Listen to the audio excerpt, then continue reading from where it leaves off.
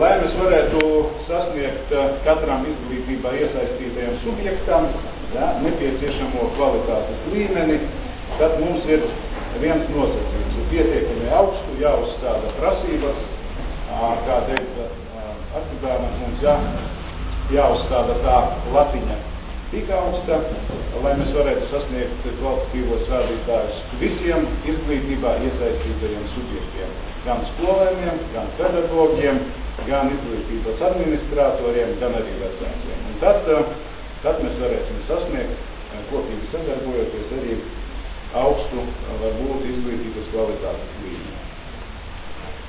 Bet šeit man gribētos nedaudz tā kā pieņemt ar to izglītības kvalitāti, jo patiesībā jau no iepriekš teiktā mēs redzam, ka izglītības kvalitāti pašu par sevi, vienu pašu, atsevišķi pētīt, analizēt, iztirzāt ir,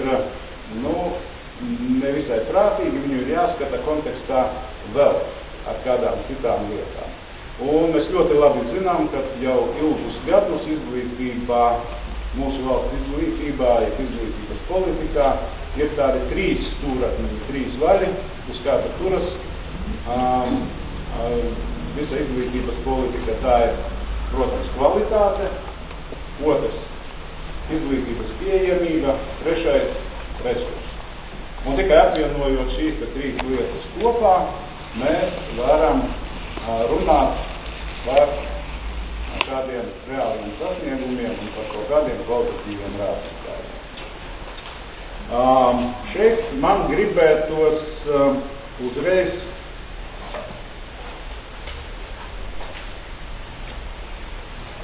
man rokās ir viens pagājušā gada laikraksts, Biznes LV.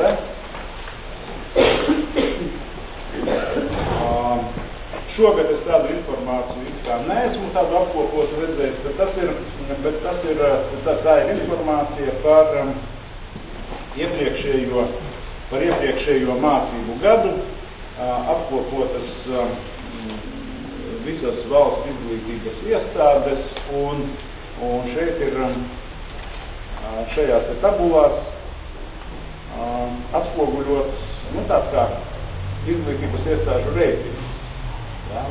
Pēc kaut kādiem noteiktiem parametriem. Es saku, ka kvalitāti, protams, izvērtēt ir diezgan grūti, un katrs to kvalitāti pēta un skata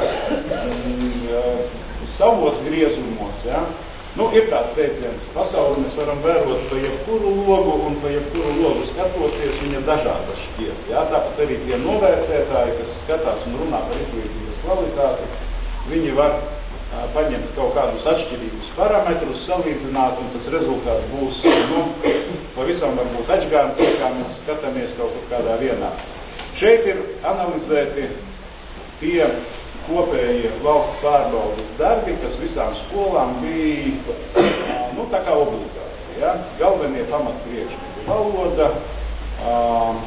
valoda, matemātika, svešvaloda un tādi priekšmeti, kas visās skolās, kur ir salīdzināmi rādītāji, izējot no šiem rezultātiem, jo neapšaubāmi tas, ko es teicu sākumā, kas ir kvalitāte. Mēs tad uzstādām prasību, beidzot skolu, skolēnus sagatavot tālāk iestāju mācībām augstākās mācību iestādēs. Dabiski, ka šie rādītāji pārbaudas darbos arī liecina par to, cik lielā mērā izglītojumi ir sagatavoti. Un, protams, ja mēs analizējam šos rezultātus, ļoti patīkami redzēt šajā reitingā, pieņemsim, pat 20 skolu skaitā valstī mūsu Rēzeknes pāris skolas ir. Un, ja mēs ņemam vidējos rādītājus, pēc pagājušā gada, ja mēs salīdzinām lielās pilsētas, šeit ir lielās pilsētas Rīga, Daugavpils, Liepāja, Jelgava, Jūrmala, Ventspils, Rēzekne, viņas ir salīdzinātas. Tad Rēzeknes pilsētā ir, man nav kāds labākie valsts sasniegumi. Ja mēs ņemam atsevišķas skolas, var būt diskusijas. Protams, neviens nevar konkurēt ar Rīgas pirmo valsts Bet, ja mēs ņemam pilsētas vidējos rādītājus, tad, atvainojiet, reizes nevienīgai priekšā.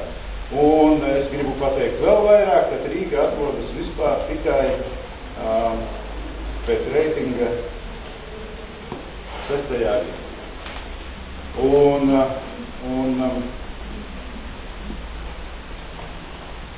tur neko nevar darīt, jā.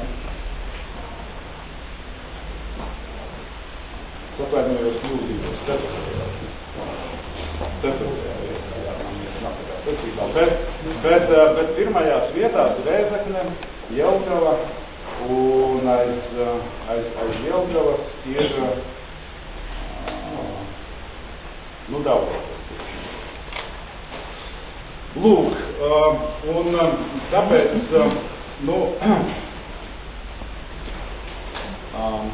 laikam pagājušajā gadā, iepriekšējā konferencē, es arī par šīm lietām it kā nedaudz runāju, ja kādi vecāki bija, tas viņi ļoti labi atceras to, un tāpēc man, pieņemsim, nav kauns par mūsu pilsētas izglītības kvalitātes rādītājiem. Protams, ne viss ir ļoti augstā un ideālā līmenī, uz to vēl ir ļoti stipri jāiet, jācenšas un tā tālāk, bet katrā gadījumā, ko es gribēju teikt, ja, par tiem 3 vaļiem, uz kā mēs turamies, izglītības kvalitāte, pieejamība un resursi, ja, resursu kvalitatīvu izmantošanu.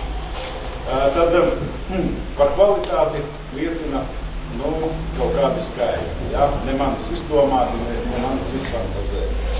Pieejamība mūsu pilsētā izglītībai ir nodrošināta patiesībā ļoti labā līmenī, sākot no pirmsskolas izglītības iestādēm, vispārējās izglītības iestādēm, augstākās izglītības iestādēm un arī profesionālās izglītības iestādēm. Bet šeit ir viens bet, ko es gribu varbūt saistīt ar to, ko es runāšu tālāk, ja, kad izglītības pieejamība, tas nav tikai tāds plašs izvēles klāsts, bet katrā gadījumā tas, ko jau vairākus gadus uzsver gan izglītības un zinātnes ministrijas ierēģi, gan arī mēs jau sākam apspriest šos jautājumus pašvaldībā, un tie ir ļoti nopietni. Tā ir tā situācija, kad strauji samazinās tā demogrāfiskā dinamika, izglītojamo skaits krasi samazinās.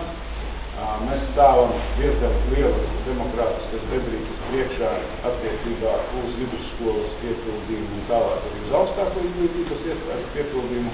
Un šeit ļoti nopietnas jautājums ir izglītības iestāžu tīkla sakārtošanas jautājums. Ja? Labi, ka ir pieejamība, labi, ka mēs visur tiekam, labi, ka mums viss ir, bet jau šķiet, ka visa ir par daudz. Ja? Tāds moments, es varbūt, ka tā cēlēm izsakot, ka katrā gadījumā, protams, ka šīs lietas saistās ar to trešo, to vali ar resursiem. Ja? Ir labi, ka ir plašs tīkls, bet ļoti smagi viņu uzturēt. Un ne tikai saimnieciskā veidā, bet arī tīri attiecībā uz pedagoģiju. Skaidrs, jo plašāks ir šis lauks, jo tas sadalījums ir gaužām niecīgāks un pedagoģi paliek aizvien nabadzīgi. Jo, jūs zināt, princips nauda seko skolēnam nav atcelts, viņš iet vairākus gadus, un patiesībā skolēns ir tas, kas, tas ir tāds, es negribu nosaukt viņu par produktu, ja, bet tas ir tas, kas nes arī atalgojumu pedagogiem strādāt izglītības iestādēs. Un tālāk tur būs noteikti milzīgi daudz jautājumi, kas saistīti ar to, ka mums pietrūkst, pietrūkst logopēdu, pietrūkst grupu, pietrūkst pulciņu, pietrūkst vēl kaut kā, tie ļoti tieši saistīti jautājumi. To, kā ministrs Broka kungs bija pats nu, tāda situācija, ka viņš negaidīja, ka 4,5 tūkstoši neapmeklē skolu un pašvaldības neko nezina par viņiem. Kur tie ir skolnieki? Kāda situācija Rēzeknē? Es dzirdēju, aizvakar bija šī informācija, ka 4,5 tūkstoši neapmeklē skolu un, es zinu Latvijas, jautāju, kāda situācija Rēzeknē jums ir zināms, kuri visu neapmeklē un pašvaldībā, es saprotu, ka tagad citur 2 mēnešus vai no 1. janvāra jaunā sistēma par šitu kontrolē, par skolu apmeklēšanu, bet ir tā kā labi, tur 118 ir invalīdi, tur ir aizbraukuši, bet 4,5 tūkstoši, tomēr tā ir skaits, kurš neviens nezina, kur viņi ir. Tāda it kā tā informācija, viņa iet, viņa cirkulē, jā, jo teiksim, mums ir sataisa reģistru, mums arī tiek uzdoti jautājumi, atsūtīti saraksti. Varbūt tagad viņam ir precīzi. Procesi klājas vārdos, jo kā paredzot, ka drīz, teiksim, varētu tās jautājums sasties. Informācija uz šā gada februārī, tas ir, ja, sadarbībā iedzīvotāju reģistru un tā tālāk, tātad par tiem izglītojumiem, kas ir obligātajā izglītības vecumā, kā likums nosaka, tātad no 7 līdz 18 gadiem. Tad par Rēzeknes pilsētu bija situācija tāda, ka, nav 170 skolā, tiem, kuriem būtu jāsaka. No tiem 170 situācija atkal sekojoša, ka viens bērns ir bezvēsts pazudis, jā. Tas pagājušajā gadā bija. 30 nav atrodami pēc tās atceres, kas ir